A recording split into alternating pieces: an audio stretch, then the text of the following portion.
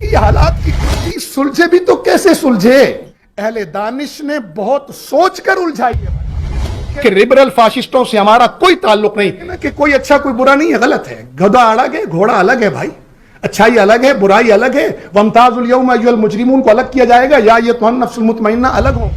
جوش و عزم ہے ہماری دلیری کا اور عکس ہے ہماری فہم و دانش۔ 96% پاکستانی اور 96% امت مسلمہ وہ اگر دیندار نہیں ہے تو دین پسند ضرور ہے۔ ہمیں سیاسی انتہا پسندی، لسانی انتہا پسندی، صوبائی انتہا پسندی پر بھی ڈائلاگ کرنا ہوگا۔ مذہبی انتہا پسندی کو موضوع نہ بنائیں۔ وہ تو علماء کرام نے اپنی ذمہ داری باحسن طریقے سے ادا کر کے اس کو اگر 100% نہیں تو 90% الحمدللہ اس کو ختم کر چکے ہیں، ٹھنڈا کرنی اور فکری رہنمائی کی ہے۔ اب عملی جد و جہد کام ہے ہم لوگوں کا، اداروں کا، حکومت کا، فوج کا، سیاسی جماعتوں کا۔ دیکھیں 4% طبقہ ہے جس نے امت کو بالعموم، انسانیت کو بالعموم اور اہل پاکستان کو بالخصوص یہ رقم کی قیمت کو دینی پڑتی ہے۔ وہ قیمت ہمیں دینی چاہیے، چاہے وہ ہماری جانوں کی صورت میں ہو، ہمارے مال کی صورت میں ہو۔ جہاد فی سبیل اللہ اس دین کا شعبہ ہے، کر الجھائیے بھائی۔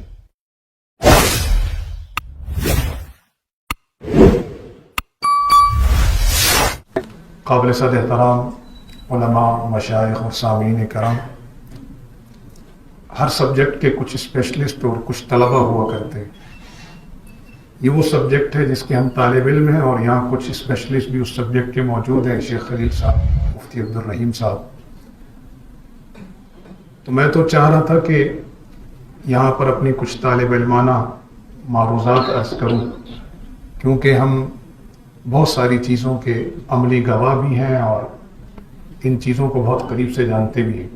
3 چیزیں الگ الگ ہیں۔ ان 3 چیزوں کے بیان سے قبل میں ایک بات پیغام پاکستان کے حوالے سے کرنا چاہوں گا، کیونکہ صورتحال دگرگوں ہے اور اس میں مایوسی ہوتی ہے۔ بے عملی اور بد عملی یہ امت محمدیہ صلی اللہ علیہ وسلم کا شیوا نہیں ہے۔ نہ امت بے عمل ہوتی ہے نہ بد عمل۔ ایک سے خوش فہمی پیدا ہوتی ہے اور ایک سے مایوسی پیدا ہوتی ہے، اور رسول اللہ کی امت نہ خوش فہم ہو سکتی ہے نہ مایوس۔ پیغام پاکستان منفی سوچ کے خاتمے کا نام ہے۔ یہ خزاں اور دہشت کی خبر دینے والوں کے منہ پر بہار اور امن کا تماچا ہے۔ یہ نا امیدوں کی موجوں میں امیدوں کے سفینے کی استقامت کا نام ہے۔ یہ جوش و عزم ہے ہماری دلیری کا اور عکس ہے ہماری فہم و دانش کا۔ یہ تو پیغام پاکستان کے حوالے سے میں عرض کرنے کے بعد 3 باتیں عرض کرنا چاہوں گا ڈاکٹر صاحب، بہت معذرت کے ساتھ ایک طالب علم کی حیثیت سے۔ ایک ہے وحدت امت، اس کے لیے حضرت مختار الامہ صاحب نے ایک 4 نکاتی ایجنڈا دیا ہے، اور ہم نے اس ایجنڈے کو اپنی مساجد میں، مدارس میں، پبلک میں، غیر ملکوں میں جا کر بیان کیا، بہت پذیرائی ملی ہے، اور ہمارے بعض مشائخ فرماتے ہیں کہ یہ الہامی نکات ہے۔ تو میں ڈاکٹر صاحب سے گزارش کروں گا کہ میں اس پر خود پی ایچ ڈی کرنا چاہ رہا تھا، اور میں نے تو آپ کسی کو پی ایچ ڈی کا یہ موضوع دے دیں، یا مجھے ہی اگر دوبارہ اسلامی یونیورسٹی داخلہ دے دے تو میں انشاءاللہ اس پر پی ایچ ڈی۔ پہلی چیز ہے کہ توحید کے نام پر، یہ وحدت امت کے سلسلے میں عرض کر رہا ہوں، صرف نقطے عرض کر رہا ہوں۔ حضرت مولانا زاہد الراشدی صاحب کے کچھ خوشچی ہم بھی ہیں، اس لیے تفصیل میں نہیں جا رہا، کہ توحید کے نام پر توہین نہ کی جائے، ایک وحدت امت کا پہلا نقطہ۔ عشق کے نام پر شرک نہ کیا جائے۔ فروعی مسائل جس میں ایک تو امت کے نص قطعی سے ثابت شدہ مسائل ہیں، فروعی مسائل میں اللہ کے نبی علیہ السلام نے اس امت کو گنجائش دی ہے، اسلاف امت نے گنجائش دی ہے، تو ہمیں بھی فروعی مسائل میں ایک دوسرے کو رستہ دینا چاہیے، اپنی رائے ضرور رکھنی چاہیے، اس پہ اصرار نہیں کرنا چاہیے، اسے ہی حق نہیں کہنا چاہیے۔ تیسرا نقطہ۔ چوتھی چیز کہ دین کے جو شعبے ہیں، اب پہلے تو مسلک باہم ٹکراتے تھے، پھر قومیتیں ٹکرانا شروع ہوئیں، پھر لسانی بنیادوں پہ ہم ٹکرائے، پھر ہم جغرافیائی بنیادوں پہ ٹکرائے، اب دین کے شعبے بھی باہم تقابل بن چکے ہیں اور ایک مستقل مذہب کی شکل اختیار کر رہے ہیں۔ تو دین کے جتنے شعبے ہیں، یہ رسول اللہ صلی اللہ علیہ وسلم جو دین کامل لے کر آئے تھے، جہاد فی سبیل اللہ اس دین کا شعبہ ہے، دعوت و تبلیغ اس دین کا شعبہ ہے، تعلیم و تعلم اس دین کا شعبہ ہے، سیاست اسلامیہ اس دین کا حصہ ہے، تصوف و تزکیہ اس دین کا شعبہ ہے، اور خدمت خلق اس دین کا حصہ ہے، سیاست اسلامیہ اس دین کا حصہ ہے۔ ان تمام شعبوں کو باہم تقابل کی صورت میں نہ پیش کیا جائے۔ یہ تو 4 نکاتی ایجنڈا تھا۔ دوسری صورت میں عرض کرنا چاہوں گا کہ یہ حالات کی گتھی سلجھے بھی تو کیسے سلجھے؟ اہل دانش نے بہت سوچ کر الجھائی ہے بھائی، یہ آسان تو نہیں ہے۔ یہ دو جماعتوں کی لڑائی تو نہیں ہے، یہ عالمی اسٹیبلشمنٹ کا جھگڑا ہے، اور اس کو بہانہ بنایا گیا ہمارے پڑوس کو، ہم اس کا ٹارگٹ تھے اور ہم نے اس میں ایک بہت بڑی کامیابی حاصل کی ہے، نہ جانے ہم مایوس کیوں ہیں۔ دیکھیں ہر چیز کے منفی اور مثبت اور منفی اثرات تو آتے ہیں، ہر چیز کی قیمت تو دینی پڑتی ہے، وہ قیمت ہمیں دینی چاہیے، چاہے وہ ہماری جانوں کی صورت میں ہو، ہمارے مال کی صورت میں ہو، یا ہمارے کسی اور قربانی کی صورت میں ہو، ہمیں اس قربانی کو دینا چاہیے۔ میں بہت مختصر عرض کروں کہ ہوتا کیا ہے، 4% طبقہ ہے جس نے امت کو بالعموم، انسانیت کو بالعموم اور اہل پاکستان کو بالخصوص یرغمال بنا رکھا ہے۔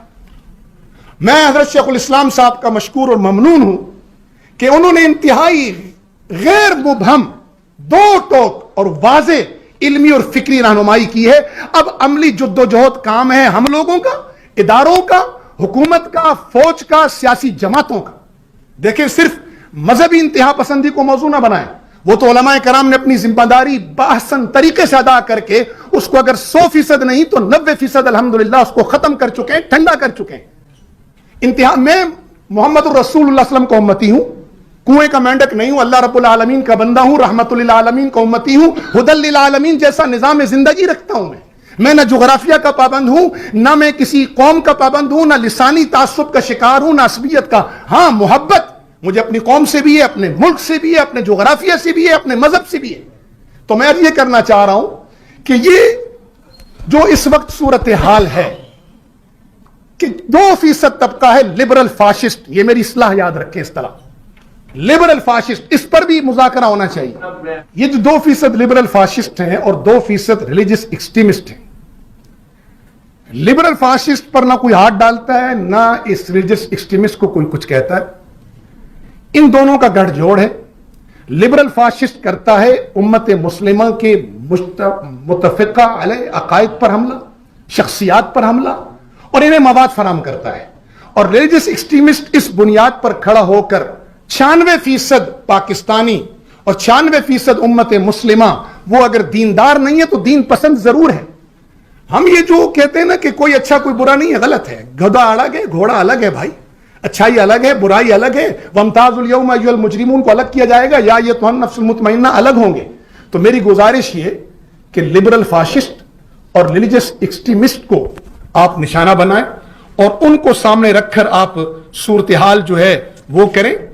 اس پوری صورتحال کی وجہ سے یہ 4% طبقہ مجرم جو ہے بچ جاتا ہے اور بقیہ تمام امت میں اور پاکستان میں خلفشار پیدا ہوتا ہے۔ ان پر نوٹ کریں، اس وقت نہ مسئلہ دیوبندیت بریلویت اہل حدیث کا ہے، اس وقت جو اشرفی صاحب نے نشاندہی کی ہے اس پر بہت ضروری ہے، کیونکہ پیغام پاکستان ایک ہمہ جہت پیغام ہے۔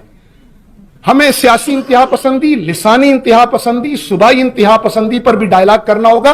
جس طرح یہ علماء یہاں بیٹھ کر ایک پیغام جاری کر رہے ہیں، اسی طرح سیاستدانوں کو بھی اور دیگر طبقات کو بھی اور یہ پیغام جاری کرنا پڑے گا۔ لبرل حضرات کو بھی یہاں کر بیٹھ کر کہنا پڑے گا، جس طرح اس طبقے نے کہا ہے کہ ریلیجس ایکسٹریمسٹ سے ہمارا کوئی تعلق نہیں، اس طرح جو لبرلزم کی جھنڈی اٹھا کر کھڑے ہیں انہیں بھی یہاں کر بتانا پڑے گا کہ لبرل فاشسٹوں سے ہمارا کوئی تعلق نہیں، تب یہ ملک کامل امن کی طرف بڑھے گا۔ آخری گزارش میں عرض کرنا چاہوں گا کہ پیغام پاکستان 2017 میں ہوا اور آج 2023 سے چیزیں تسلسل مانگتی ہیں تو بہت اچھی شکل پیش ہوتی ہے اس کی، تو اس کے تسلسل کو جاری رکھا جائے۔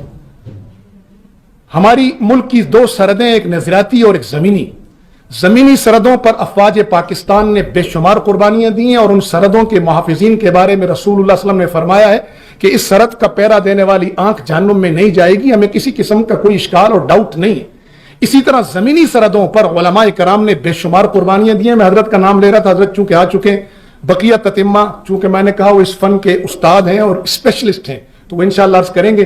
مجھے زندگی رہی تو انشاءاللہ طالب علمانہ مذاکرہ پھر بھی جاری رہے گا۔ اللہ تعالیٰ پاکستان کو سلامت رکھے، ہمارے قومی اداروں کو سلامت رکھے، اور ہمیں یکجان ہونے کی توفیق نصیب فرمائے۔ ہم وی آر امہ کے قائل ہیں، نحن الامہ ہمارا نعرہ ہے، ہم امت ہیں، اسی ہمیں اللہ امت بن کر جینے کی توفیق دے۔ بہت شکریہ۔